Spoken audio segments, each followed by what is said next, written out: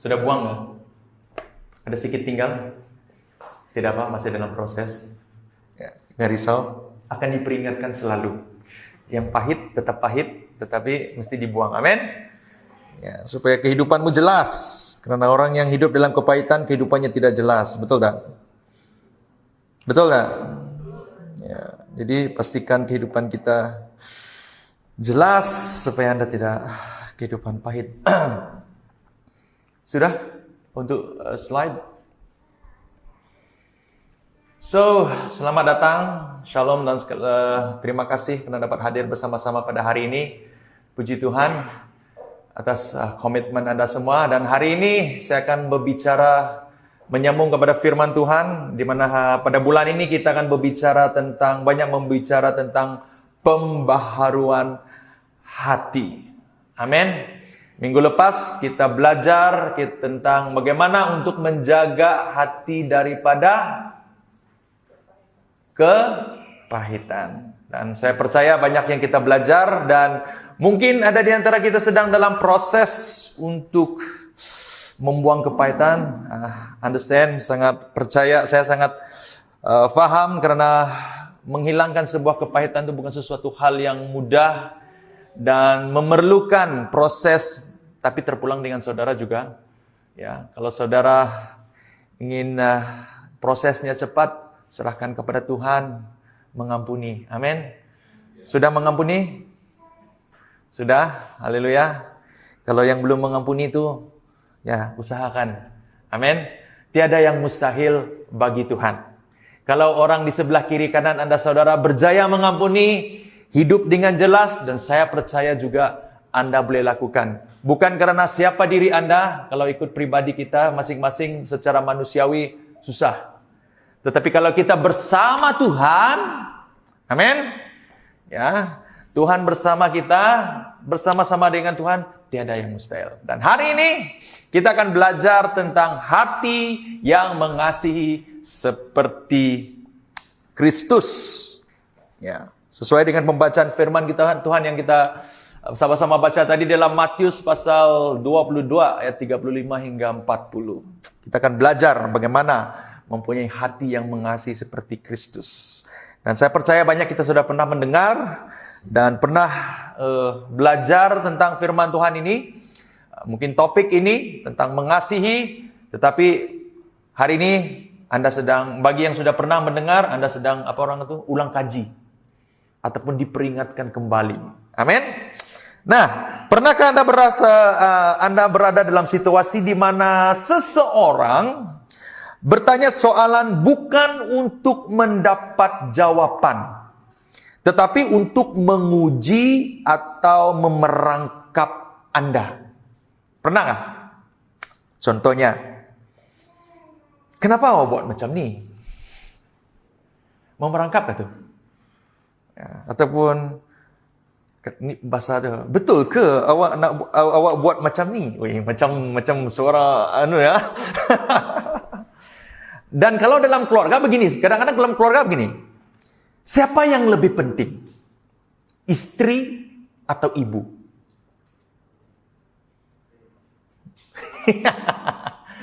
Ya. Ataupun kadang-kadang kita cakap dengan anak kita, kamu sayang siapa? Daddy atau mami? Itu anak, macam mana ya? Ya kan? Jadi soalan seperti ini selalunya, saudara, soalan yang macam ini selalunya yang membagi-bagi tidak bertujuan untuk mencari kebenaran, ya, tetapi untuk mewujudkan perpecahan dan konflik. Betul tak? Yang semua kita mana satu? Ibu ke istri. Padahal semua dua-dua itu penting. Tapi kadang-kadang kita mau mana? Saya kah? Dia? Pilih. Ada lagi yang pernah saya dengar. Dalam satu bot, dia cakap, ada ibu kamu sana, ada saya sana. Kami dua saja. Ya, bot tu mau karam. Mana satu yang kau mau selamatkan dulu? Istrimu ke ibumu? Itu lebih selamat, ha? Mau main yang mana tu? Tak boleh ni. Ya, so ini memerangkapkan, membawa perpecahan. Ya, ini bukan soalan yang bertujuan membangunkan, tetapi suatu soalan bertujuan untuk memecahkan. Nah, perkara yang sama juga berlaku pada zaman Yesus. Di dalam Matius pasal 22 ayat 35 hingga 40, Yesus menghadapi situasi yang sama. Seorang ahli Taurat bertanya kepadanya, "Guru, perintah manakah yang terutama dalam Taurat?" Kita boleh baca di dalam ayat 36. Jadi ini bukan soalan biasa. Tapi ini adalah perangkap. Karena mereka mau memerangkapi Yesus. Nah, orang Farisi dan ahli Taurat sering bertengkar tentang perintah mana yang paling penting. Karena mereka mempunyai 613 perintah di dalam Taurat. Untuk pengetahuan Anda, ahli Taurat ini banyak. Dia ada orang Farisi, ada orang Saduki. Tapi mereka ini guru-guru Taurat. Sebenarnya ada 3 atau 4. Dan mereka ini mempunyai kepercayaan yang berbeza, pendapat yang berbeza tentang Tuhan. Tetapi mereka duduk di dalam, mereka tetap menyembah Allah yang sama. Cuma berbeza pendapat. Macam kita zaman sekarang nih. Kita Kristen. Betul? Tetapi kita ada yang Katolik, ya, ada yang Anglican, ada yang SID, ada yang pendapat dan secara penyembahan. Tapi guru Taurat ini cuma pendapat mereka yang berbeza.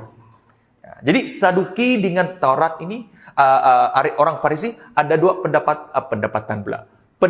yang berbeza di dalam memahami hukum Taurat. Apalagi hukum Taurat yang mereka harus hafali 613. Harus mereka master. Jadi, jika Yesus telah memilih satu perintah yang sebagai yang paling penting, mereka akan menuduh Yesus ini mengabaikan perintah yang lain. Nah, jika Yesus menjawab dengan tidak jelas, mereka akan menuduh dia sebagai seorang guru yang tidak memahami hukum Taurat. Tetapi saudara, Yesus tidak terperangkap. Dia memberi jawaban yang mengubah cara kita melihat hukumnya Tuhan. Kalau kita perhatikan di ayat 37, apa jawab Yesus? Kamu boleh lihat di dalam Alkitab Anda. Ya. Kasihilah Tuhan Allahmu dengan sepenuh hatimu, dengan sepenuh jiwamu, dan dengan sepenuh pikiranmu. Inilah perintah yang terutama dan terpenting. Perintah kedua sama pentingnya. Kasihilah sesama manusia sebagaimana kamu mengasihi dirimu sendiri. Dengan kata lain, hukum Tuhan bukanlah tentang peraturan, tetapi tentang apa? Kasih. Katakan kasih. Katakan kasih. Nah, jika kita perhatikan, nah, konflik ini masih berlaku hari ini. Contohnya di dalam gereja. Ada orang yang sibuk mempertahankan doktrin yang tidak salah, ataupun pendapatnya, ataupun pengajarannya, dan peraturan daripada mengasihi orang. Ada yang gitu kan? Harus begini, ya. Harus gini. Maka itu saya sangat hati-hati. Saya sangat belajar untuk berhati-hati untuk yang mana satu yang benar dan tidak benar. Kadang-kadang kalau tidak ada doktrin, tidak ada pengajaran, tidak ada peraturan, orang akan sembarangan juga. Jadi susah kan konflik. Ya. Ada juga orang terlampau sangat ikut peraturan, mesti begini, sampai orang lain pun tidak dapat ikut. Oh, tidak ada kasih. Ini berlaku pada zaman hukum Taurat. Dalam keluarga, suami istri begaduh karena merasa diri mereka lebih betul. Saya yang betul, tidak saya yang betul. Sampai lupa untuk berkasih sayang. Ada yang begitu? Tuh kan, saya yang betul.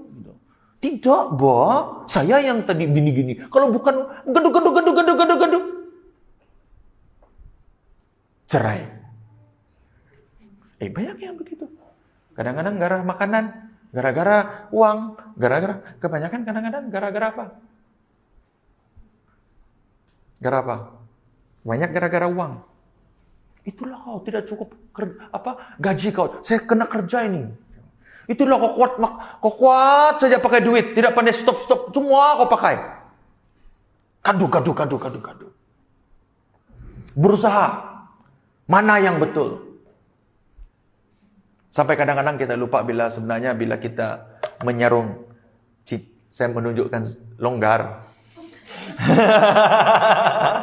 Longgar ah. Dulu fit, sekarang longgar. Sarung cincin di hadapan Tuhan. Apa kita berjanji? Sehidup semati. Bila datang konflik, tidak. Saya dulu ada cousin saya satu. Adakah kamu bersedia untuk sehidup semati dengan pasangan kamu? Dia main-main dengan saya, Pak. Sebab dia tahu saya pastor. Yang ini oke, dia cakap. Tapi itu bukan masa depan, masa dia tanya. Saya tanya dia, kalau ini berlaku, kamu tanya besok apa kamu jawab? Yang ini, kalau pasal duit, tidak, dia cakap. Ya, begitu pun ada. Tapi, firman Tuhan, kamu adalah satu tubuh. Dalam masyarakat, kalau dalam persekitaran kita, lebih mudah menilai orang yang berbeza pendapat daripada mencintai ataupun mengasihi mereka. Yesus mengajar bahwa inti pati iman kita bukan sekadar peraturan, saudara. Tetapi hati yang mengasihi seperti Kristus. Nah, hari ini kita akan melihat bagaimana kita boleh mempunyai hati yang penuh seperti Kristus. Bukan hanya dengan kata-kata, tetapi dalam cara kita hidup setiap hari. Yang pertama, mengasihi Tuhan dengan seluruh hidup. Yesus mengatakan dalam Matius 22 ayat 37 katakan begini, kasihilah Tuhan Allahmu dengan sepenuh hatimu, dengan sepenuh jiwamu, dan dengan sepenuh pikiran. Jadi saudara, kasih yang palsu atau setengah hati. Banyak orang mengaku mengasihi Tuhan, tetapi kasih mereka hanya di bibir, bukan di hati. Kamu mengasihi Tuhan, shalom, selamat petang, selamat. Siapa yang mengasihi Tuhan sini? Saya. Gitu. Ya kan? Kadang-kadang terpaksa, ya sebenarnya tidak juga. Saya mengasihi Tuhan. Apalagi kalau worship leader tuh, kamu mengasihi Tuhan, ataupun pastor tuh, kamu mengasihi Tuhan, terpaksa aja. Ya. Pada dalam hati itu, mungkin bukan Pak nih. Nah, kita dapat melihat ini sama juga di dalam kehidupan orang Israel ketika di dalam perjanjian lama, saudara. Kita boleh lihat di dalam Yesaya pasal 29 ayat 31. Apa yang orang Israel lakukan? Mereka rajin beribadah di bait Allah. Tetapi hati mereka jauh daripada Tuhan. Mereka mempersembahkan korban. Tetapi hidup di dalam dosa. Sama juga berlaku dengan kita pada hari ini. Ada orang yang datang mencari Tuhan saat mereka ada masalah, baru datang cari Tuhan.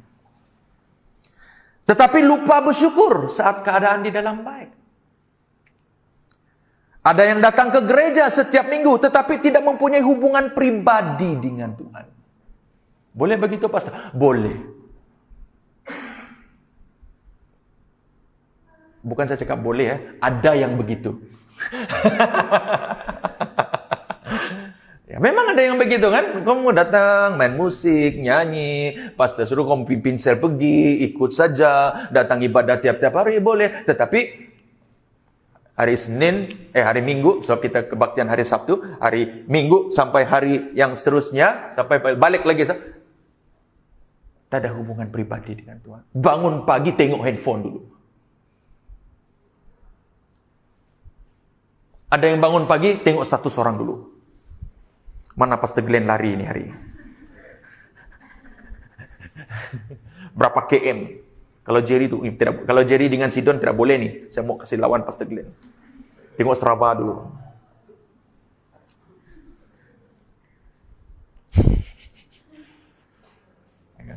lari dulu, berdoa dulu. Amin.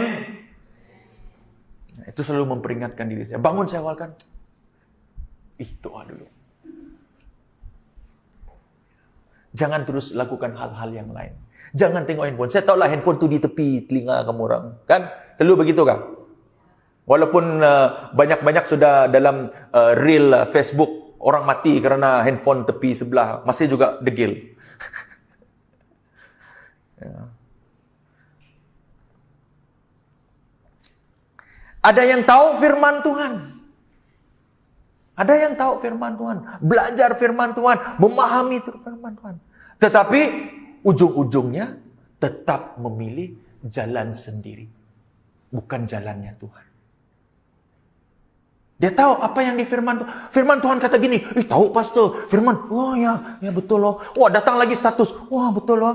Tapi tindakannya tetap juga cara jalan sendiri. Bukan cara-caranya Tuhan.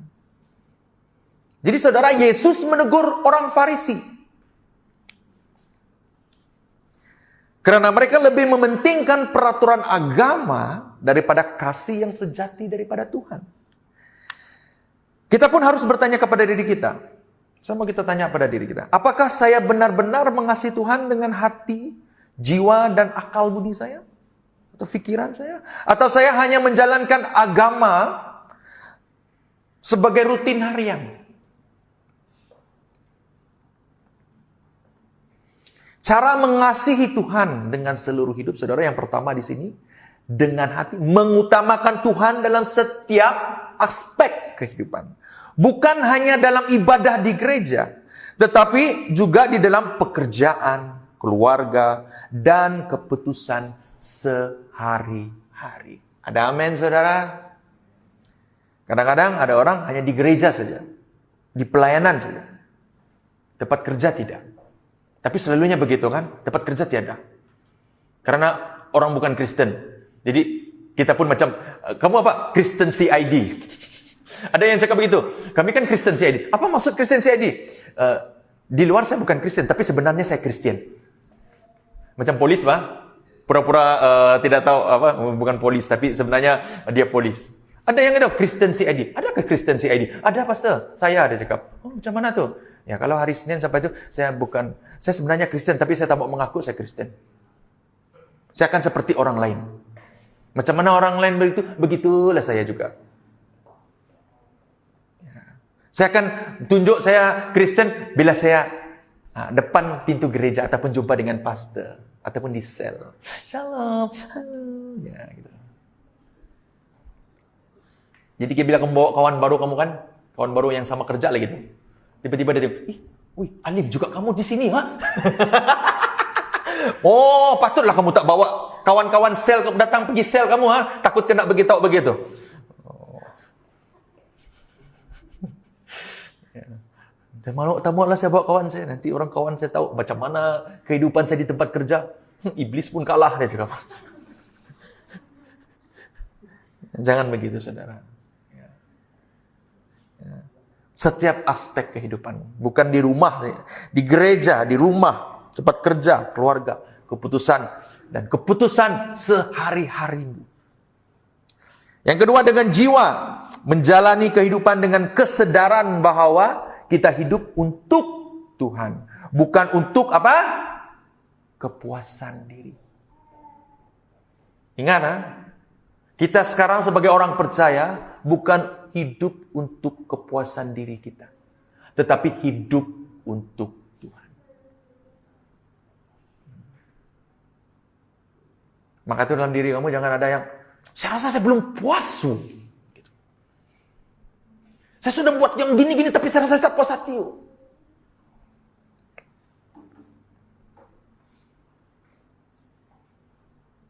Of course, dalam kehidupan kita ada standar kita kan, ada standar diri kita.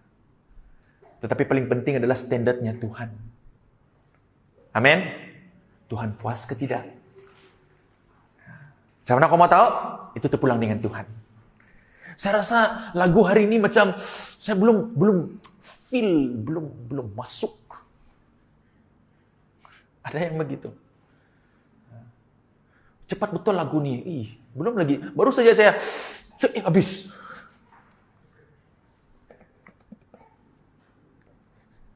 Ingat saudara, bukan untuk kepuasan diri. Amin, kita hidup untuk Tuhan. Maka itu sangat susah kadang-kadang. But, kita belajar untuk, sukar untuk dipahami, tetapi inilah hakikatnya saudara. Bagaimana kita mau hidup untuk Tuhan, bukan untuk kepuasan diri. Dengan akal budi, pikiran, mengenal Tuhan melalui firman-Nya, dan membangun pemikiran yang didasari pada kebenarannya. Amin. Amin, saudara. Bayangkan seorang suami yang mengasihi istrinya dengan hanya berkata, aku cinta padamu. Ataupun pasangan girlfriend and boyfriend. Tapi pada hakikatnya dia kata, kamu sayang kah? Sayang. Kamu cinta kah? Cinta banget. Tapi pada hakikatnya dia tidak luang masa untuk istri dan anak dia. Sibuk, dia kerja saja cari duit. Istri dia mau cakap, mau didengar bah sebenarnya. Tidak dia dengar, sibuk dengan handphone. Apakah itu cinta sejati? Kata sayang, I love you.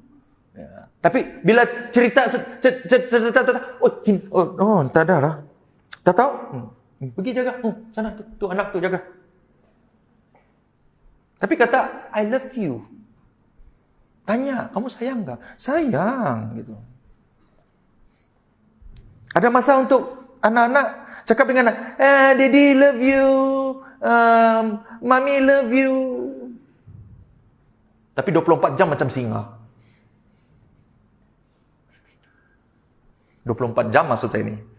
Kadang-kadang lain cerita. Kalau 24 jam itu marah saja. Bila dia tak marah, bila dia dalam sel. Bila dia dalam pertemuan ibadah, baru dia.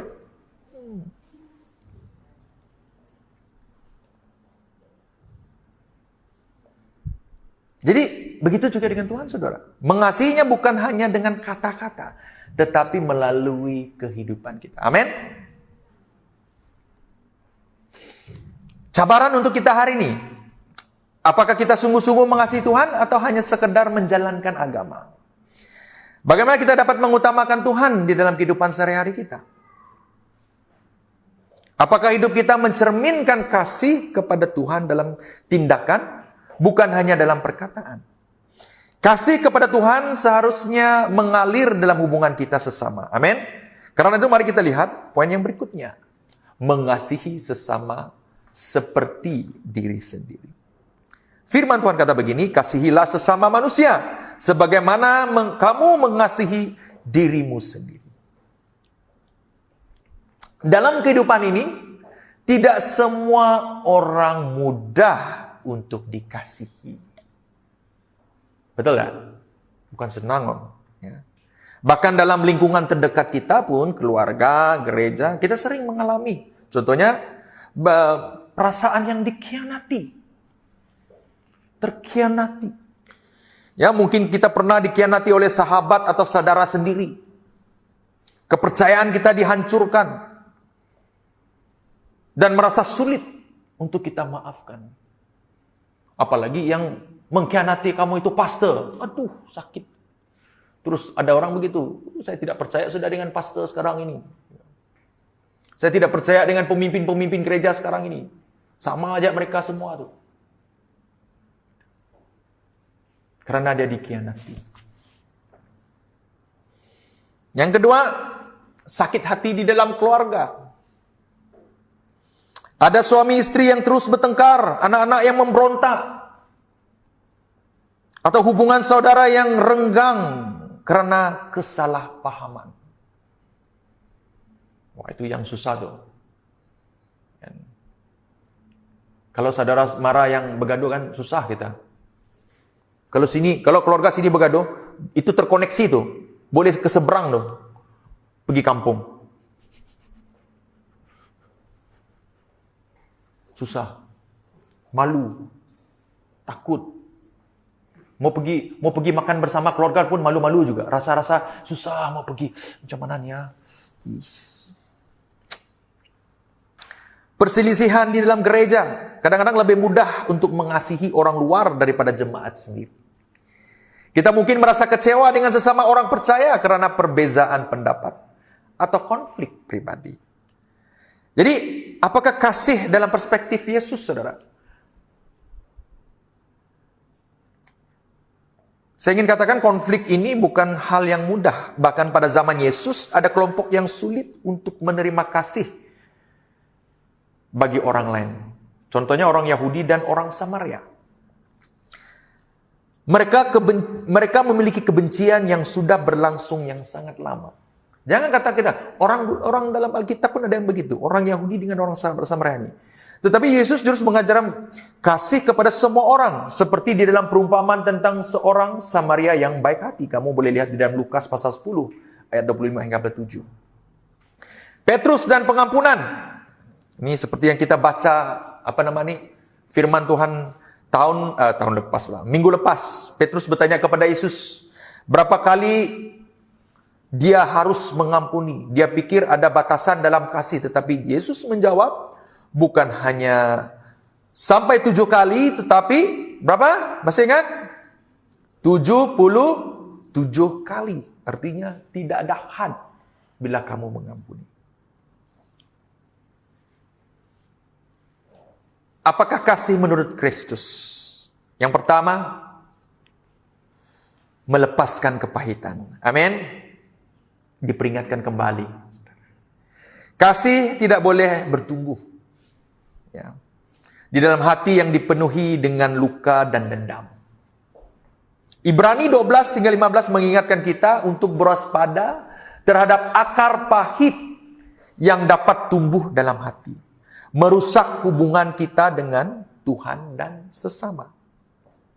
Mengampuni seperti Kristus.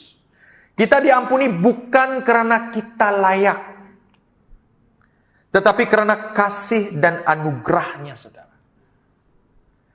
Begitu juga kita harus mengampuni tanpa batas seperti yang diajarkan di dalam Efesus pasal 4:32. Bila kita mengampuni seseorang, bukan karena mereka layak mendapat pengampunan daripada kita, sama seperti kita lihat bagaimana Tuhan mengampuni kita. Kadang-kadang kita akan cakap. Kadang-kadang kita sukar untuk mengampuni orang bukan karena apa? Karena kita rasa dia tidak layak untuk menerima pengampunan atas apa perbuatan dia telah lakukan kepada pribadi kita.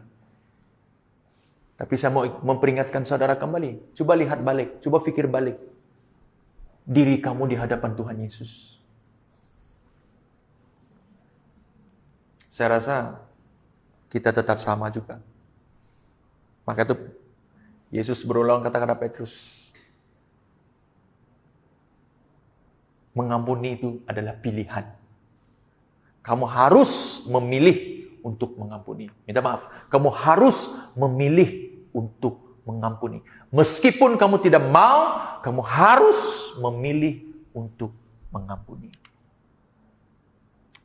Yang ketiga, melayani dengan ketulusan. Kasih bukan hanya sekedar perasaan. Ada orang memikir kasih itu sebagai perasaan saja. Tidak, saudara. Kasih harus diwujudkan dalam tindakan nyata mencerminkan kasih Yesus. 1 Yohanes 3 ayat 18 katakan begini, janganlah kita mengasihi dengan perkataan atau dengan lidah sahaja, tetapi dengan perbuatan dan dalam kebenaran. Pertanyaannya kepada kita semua di sini. Siapa orang dalam hidup kita yang sulit kita kasihi? Ada orang yang di dalam kamu, yang dalam sejarah kehidupan kamu,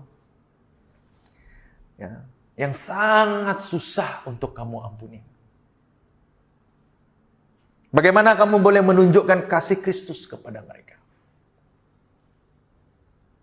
Saya memberitahu kepada saudara, untuk memperbarui di hidup saudara, perbarui hati saya, to be renew in Christ. Kamu kena ampuni orang yang sudah bersalah terhadap saudara. Kalau tidak, kamu tak akan dapat. Susah untuk kamu perbaharui. Meskipun orang itu sudah bersalah terhadap kamu. Yang ketiga, saudara, kasih sebagai inti iman kita. Yesus katakan begini, seluruh Taurat Musa dan ajaran nabi-nabi berasaskan 2 perintah ini. Yesus menegaskan bahwa segala sesuatu dalam hukum Tuhan berpusat kepada kasih. Jika kita benar-benar memahami kasih, kita akan secara alami hidup dalam ketaatan kepada Tuhan. Apabila kita lihat konflik yang berlaku di dalam teks ini, orang Farisi lebih fokus kepada hukum, peraturan, dan aturan daripada kasih.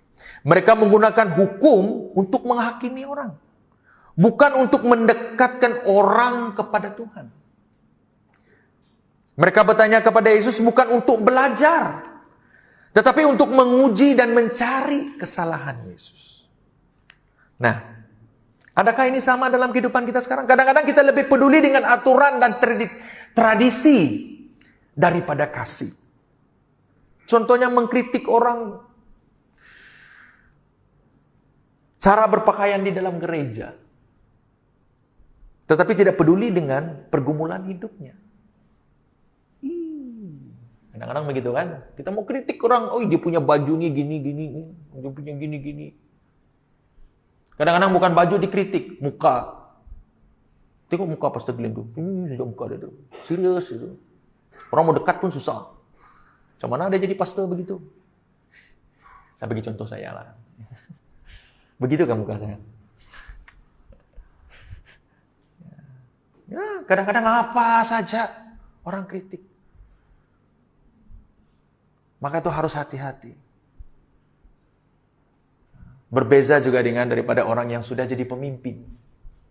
Ya kan?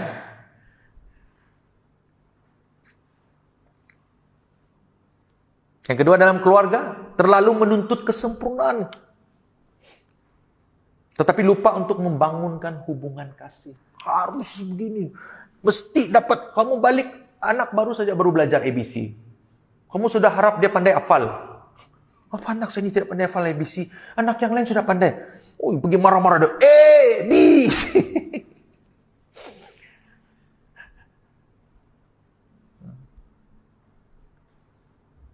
Saya mau anak saya sempurna. Ya. Kadang-kadang itu berlaku kepada saya. Karena tuntutan terlalu tinggi. Jadi apa yang saya belajarin, wah, sangat menyentuh saya.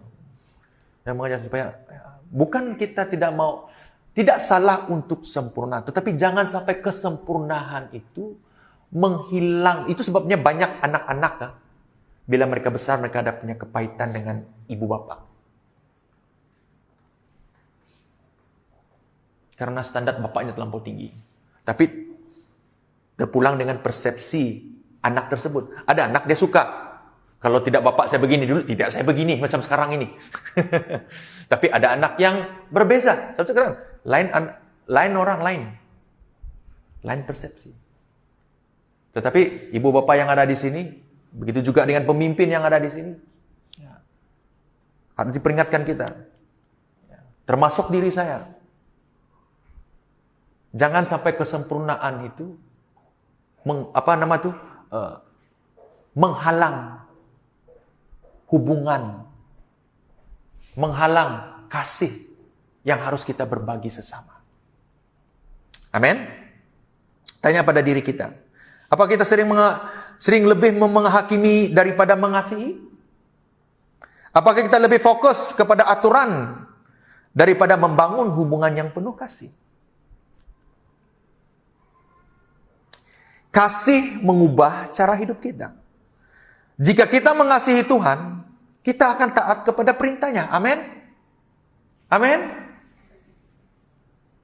Jika kita mengasihi sesama, kita tidak akan menyakitkan, merugikan, atau menjatuhkan mereka. Amin. Jika kita hidup dalam kasih, kita tidak akan sibuk mencari kesalahan orang lain, tetapi akan berusaha menjadi berkat kepada orang lain. Amin. It's simple as that. Orang yang benar-benar mengasihi, saudara, tidak perlu diberi banyak peraturan. Karena kasih itu sendiri yang membuatnya bertindak dengan benar. Karena Anda tahu, kalau saya mengasihi Bapak saya akan ikut, saya akan turuti apa yang Bapak saya perintahkan. Halo, anak-anak muda yang ada di sini. Amin. Terima kasih, Abo. Kalau Bapak yang luar daripada kampung yang cari kerja, kalau Bapak kamu sudah nasihat, Ibu kamu sudah nasihat, dengarkan. Kalau kamu mengasihi Ibu Bapak kamu di kampung, saya percaya Ibu Bapak kamu di kampung sangat mendoakan kamu. Karena saya pernah melayani di Ulu, di mana hanya tinggal orang tua saja. Setiap pagi bangun pukul 5 pagi. Macam saya pernah cakap ini kan. Ya. Mereka doakan anak mereka yang walaupun anak mereka sudah sukses di rumah, mereka tetap berdoa. Tuhan, kami berdoa untuk si Anu. Mereka sebut nama mereka, sebut. Janganlah mereka ditimpa malang, janganlah ditimpa gini. Macam Ayub. Mereka doa supaya kita yang berada di luar luar kawasan, luar daripada mereka dipelihara oleh Tuhan. Maka itu ini satu peringatan untuk kita. Walaupun kita sudah rasa saya sudah bapak sekarang ini, saya sudah tua. Tidak. Ingat balik. Kalau kamu mengasihi ibu bapak kamu, mengasihi keluargamu, ingat. Patuhi apa yang dinasihati mereka. Ya, karena itu cara kita mengasihi. Pertanyaannya kepada kita, apakah orang lain melihat kasih Kristus di dalam hidup saya? Apakah saya lebih menekankan peraturan daripada kasih? Bagaimana saya dapat lebih bertumbuh dalam kasih kepada Tuhan dan sesama?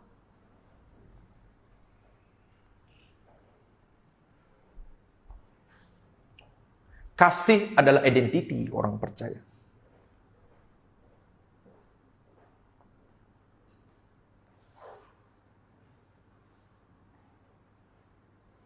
Kasih adalah bukti nyata daripada iman kita. Dunia tidak akan mengenal kita melalui berapa banyak ayat Alkitab yang kita hafal, tetapi melalui cara kita mengasihi. Amin. Saya tidak perlu tahu Andy orang Kristen. Saya tidak perlu tahu Andy berapa ayat kau baca setiap pagi. Saya tak mau tahu berapa ayat yang Jerry akan post setiap pagi. Kadang-kadang saya tidak mau tahu, saya tak perlu tahu berapa ayat kadang-kadang kita post firman Tuhan. Selamat pagi, cing. Ada yang begini. Hidup kita, tapi realiti kehidupan sebenarnya, bukan seperti apa yang dia post di dalam statusnya. Maka hati-hati bila kamu post status. Karena saya akan lihat kehidupan kamu. Wah, ini tiap pagi puji Tuhan, haleluya. Bagus, tak ada masalah. Tapi bila dia bilang, puji Tuhan, tapi bila kau balik pergi tengok tempat kerja dia, iblis pun kalah. Menipu pun menipu, gosip pun gosip. Tapi ayat-ayat di status tuh, puji Tuhan. Haleluya. Bersyukur kepada Tuhan. Ya. Tapi realiti kehidupannya tidak seperti apa yang digambarkan yang di dalam itu.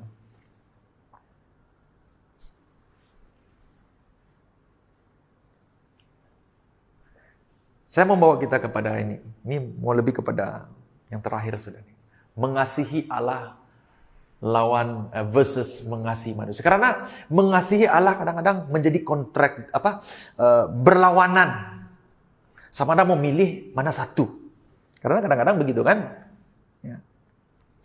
Konflik antara mengasihi Allah dan mengasihi sesama manusia sering terjadi ketika ada ketegangan antara ketaatan dan kepada Allah dan hubungan dengan orang lain. Ada beberapa situasi yang boleh mencerminkan konflik ini. Yang pertama adalah ketika ketaatan kepada Allah tidak disetujui oleh orang lain. Contohnya Daniel. Kamu tahu Daniel kan? Kamu boleh baca di dalam Daniel 6. Daniel tetap berdoa kepada Allah meskipun ada larangan dari raja.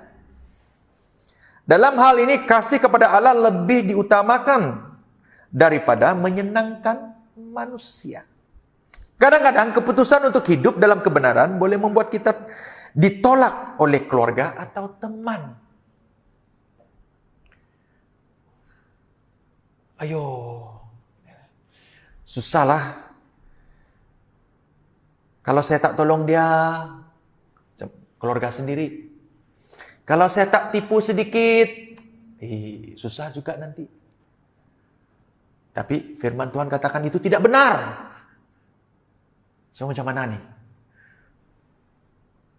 Kamu kena pilih. Kamu mau ditolak oleh kawan? Atau mau ditolak oleh Tuhan? Apakah kita lebih takut kepada Tuhan atau takut kehilangan hubungan dengan manusia? Kadang-kadang kita cenderung menjaga hubungan manusia, tau. Pastor, jangan tegur keras sangat lah. Pastor, slow sikit.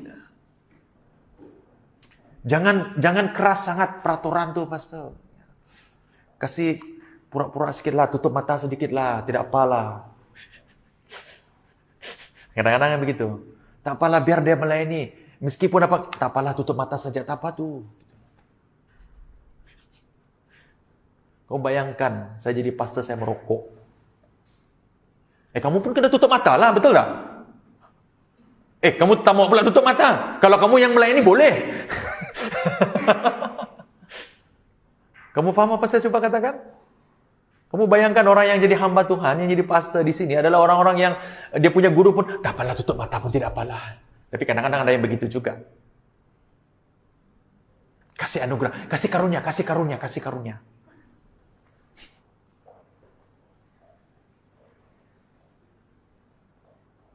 Susah, saudara, kan? Jadi, mau pilih mana? Maka itu kalau kamu lihat dalam kepimpinan saya cenderung memilih takut akan Tuhan daripada hubungan sesama manusia. Kalau, selepas ini kita belajar, ketika kasih kepada manusia mengarah kepada kompromi. Ya. Kalau dia betul, tidak apa. Hidupnya benar, tidak apa. Tapi kalau itu kompromi, macam Raja Saul, kalau kita perhatikan di 1 Samuel ayat 15 hingga 24 hingga 26 kan begini. Raja Saul lebih memilih menyenangkan rakyatnya daripada menaati Allah, sehingga dia kehilangan kerajaannya. Nah, dalam kehidupan sehari-hari kita dapat lihat, kita boleh tergoda untuk berbohong demi menyelamatkan perasaan seseorang. Atau berkompromi dengan standar moral demi mempertahankan hubungan. Nah, apakah kita lebih memilih kasih sejati yang membangun atau kasih palsu yang merusak? Dulu saya pernah berada di dalam keadaan itu, saya mau tegur Bani, perlukah saya tegur ini? Kalau saya tegur nanti dia bermasa muka pula dengan saya. Macam mana nih ya?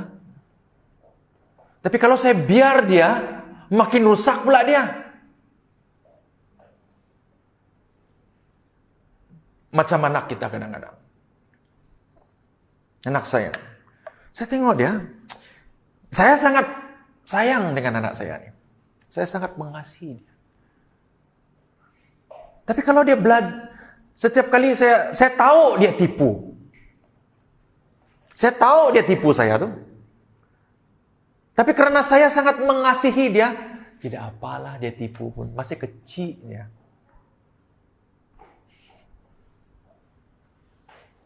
Tapi saya beritahu kamu, bila dia besar nanti, kamu rasa orang akan terima dia kah? Penipu sama penipu akan diterima lah. Nah, karena saya sangat mengasihi, saya tak mau berkompromi. Saya akan katakan itu salah. Karena saya mau membentuk hidup dia. Saya tak mau kompromi. Karena dia melanggar firman Tuhan. Karena apabila dia melanggar kehidupan firman Tuhan, saya tahu kehidupan dia pada masa akan datang, ya, tidak akan jadi benar. Harus hati-hati dalam kamu membeza, mengasihi sesama ini. Jangan sampai kamu kompromi. Amin, saudara.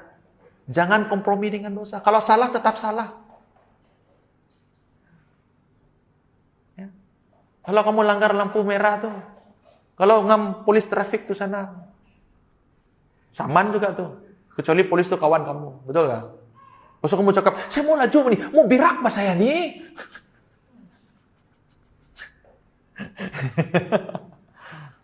Bolehlah cek. Possible kan? Kamu buat, ini kawan saya nih. Apalagi kalau polis itu kawan sama main bola, dia referee, kamu pemain. Hati-hati, jangan kompromi. Jangan sampai kasih itu mengkompromi. Apalagi ya, hubungan saudara kadang-kadang kan begitu. Kita takut. Saya mau tegur pada ini pastor, tapi nanti kan dia bermasa muka, dia tak mau kawan dengan saya lagi, dia tak mau belanja saya kolomi sudah. Ya. Dia tak mau belanja saya makan.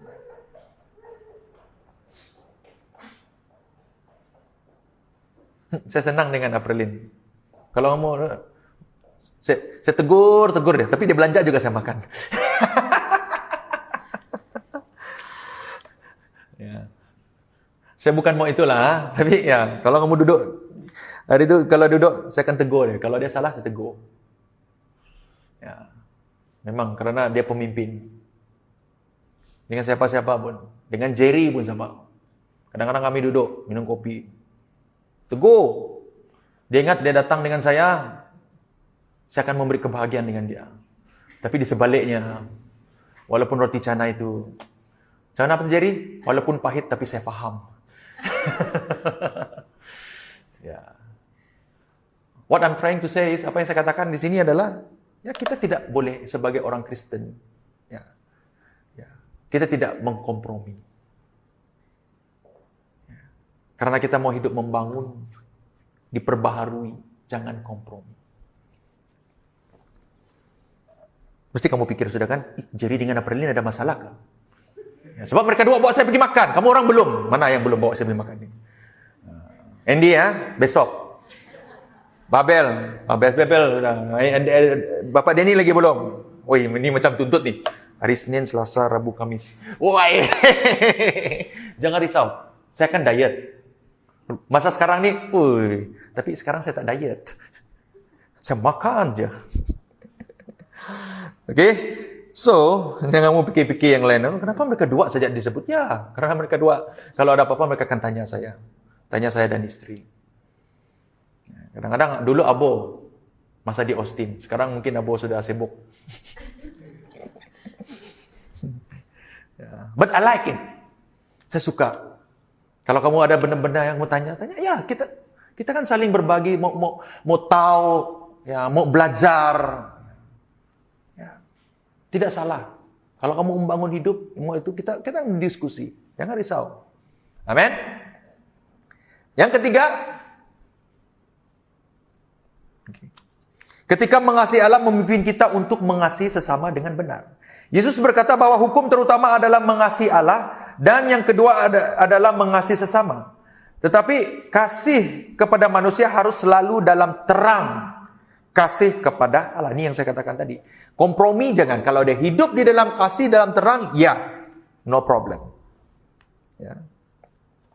Kasih kepada sesama bukan berarti membiarkan mereka dalam dosa, tetapi menuntun mereka kepada kebenaran. Seperti yang Yesus mengasihi perempuan yang berzina. Tahu perempuan yang berzina itu kan? Di dalam Yohanes 8 ayat 11 kan? Tetapi tetap berkata, pergilah dan jangan berbuat dosa lagi. Tuhan mengasihi dia sebagai seorang perempuan berzina. Yes, dia mengasihi dia. Tetapi apa yang dikatakan Yesus? Tuhan tidak tutup sebelah mata. Tuhan tidak kompromi. I love you. You are my child. You are my daughter. But go and sin no more. Saya mengasihi engkau. Apapun latar belakangmu, apapun menjadi cabaran dalam hidup, I still love you. But, pergi, jangan berbuat dosa lagi. Amin? Engkau jatuh, ya, I still love you.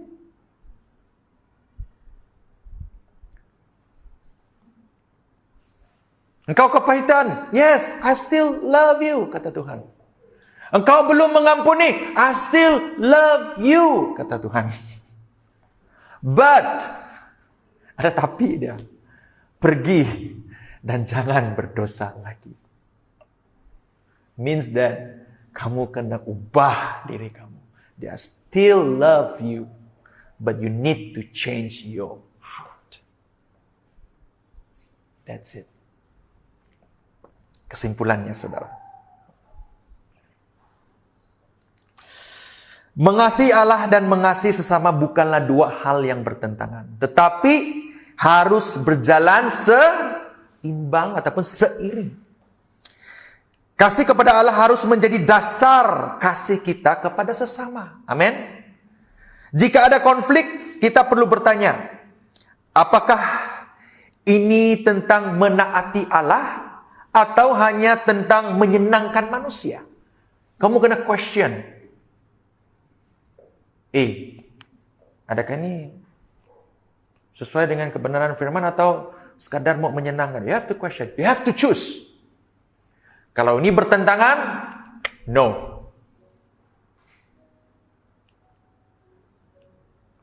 You have to choose.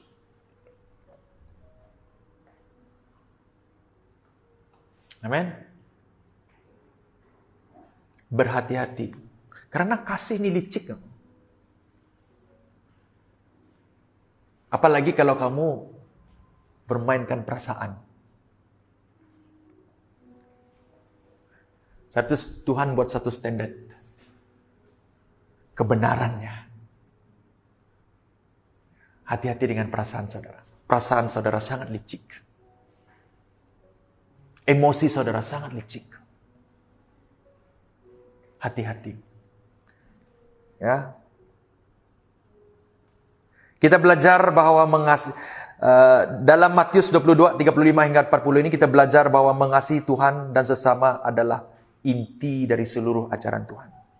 Yang pertama, kasih kepada Tuhan harus menjadi priority utama di dalam kehidupan kita.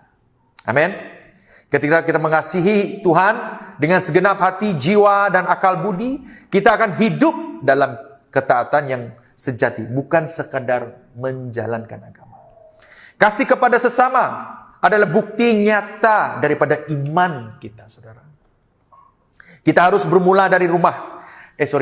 Kasih harus bermula dari rumah. Amin? Amin? Bukan dari gereja. Memanglah kita mendengar firman dari gereja. Dia harus bermula dari rumah. Ada yang, saya lebih suka di gereja, saya lebih suka di tempat kerja berbanding rumah. Kenapa? Rumah saya macam neraka. Jangan sampai ada yang begitu, saudara. Rumah itulah, kasih itu harus bermula dari rumah. Keluar kamu dari rumah tuh, hatimu lapang, kamu siap untuk memberkati orang lain. Amin. Keluar saja kamu dari rumah tuh, kamu bersyukur dengan Tuhan. Bila kamu balik dari rumah, kamu tak sabar-sabar mau sampai rumah. Untuk menemukan anakmu, menemukan istrimu ataupun suamimu, karena kamu tahu itu membawa kebahagiaan kamu. Bahagian daripada kebahagiaan, kedamaian. Karena apa? Bukan karena mereka itu sempurna kah, tidak sempurna kah? No, it's not about that. Karena ada Tuhan di tengah-tengah di dalam kehidupan keluarga saudara. Amin.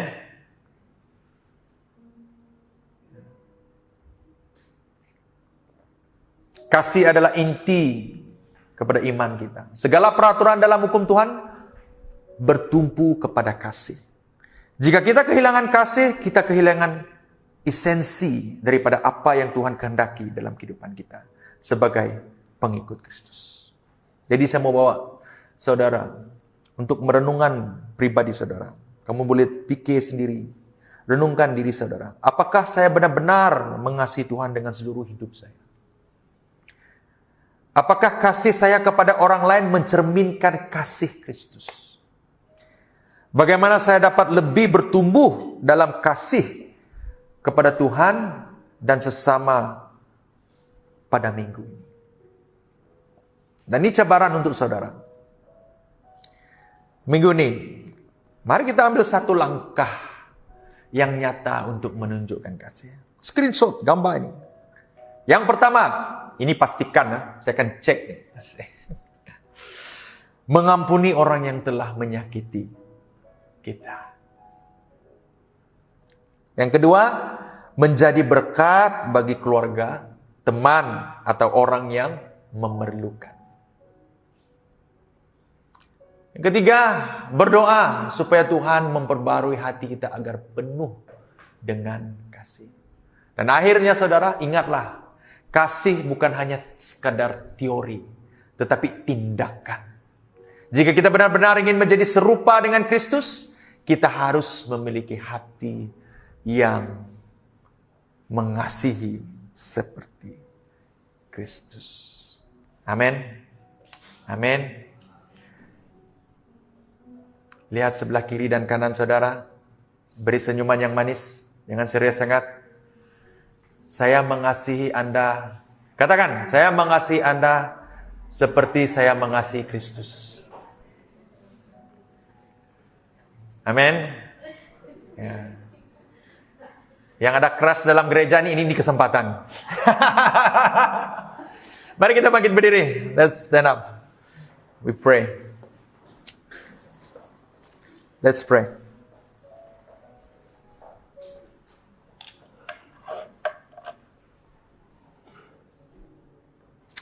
Bapa di surga, kami datang kepadamu dengan hati yang terbuka. Bersyukur atas firman-Mu pada hari ini. Terima kasih Tuhan karena Engkau telah mengingatkan kami bahwa kasih adalah inti dari seluruh hukum-Mu. Ajarlah kami Tuhan untuk mengasihi Engkau dengan segenap hati, jiwa, dan akal budi. Agar setiap langkah hidup kami memuliakan nama-Mu Tuhan. Tuhan, bantu kami juga untuk mengasihi sesama seperti diri sendiri. Dalam keluarga kami, ajar kami untuk lebih sabar dan mengutamakan kasih daripada ego kami, Tuhan. Dalam gereja, jadikan kami pribadi yang membangun, bukan yang menghakimi. Di dalam masyarakat, di dalam persekitaran kami, dimanapun kami terlibat, tempat kerja, ataupun dimanapun kawan-kawan teman kami, jadikan kami terang dan garam yang mencerminkan kasih Kristus. Kami juga berdoa Tuhan bagi mereka yang sedang terluka, yang merasa sukar untuk mengasihi karena luka masa lalu. Tuhan, jamahlah hati mereka, pulihkan, dan ajar mereka untuk menerima kasih-Mu serta membahagikannya kepada orang lain. Roh Kudus-Mu bentukkan hati kami agar kami serupa dengan hati Kristus. Hati yang penuh kasih, pengampunan dan belas kasihan. Biarlah mulai hari ini Tuhan, kami bukan hanya sekedar berkata-kata, tetapi menjadi gaya hidup kami. Kami serahkan hidup kami sepenuhnya ke dalam tangan-Mu. Dalam nama Tuhan Yesus kami berdoa dan mengucap syukur. Semua yang percaya katakan amin. Beri kemuliaan bagi Tuhan kita, haleluya. Terima kasih, silakan duduk. Terus saya serahkan kepada MC.